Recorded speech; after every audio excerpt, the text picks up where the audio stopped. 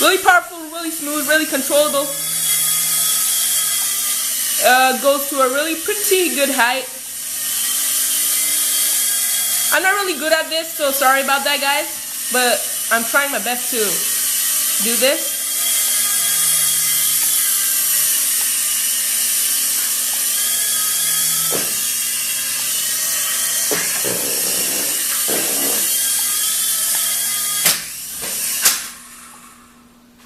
So as you can see, it crashed, but no worries because I'm going to go and get it back. So as you can see, it will, it crashed, but it's ready to go.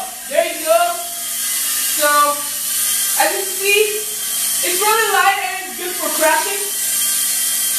So the battery's dying.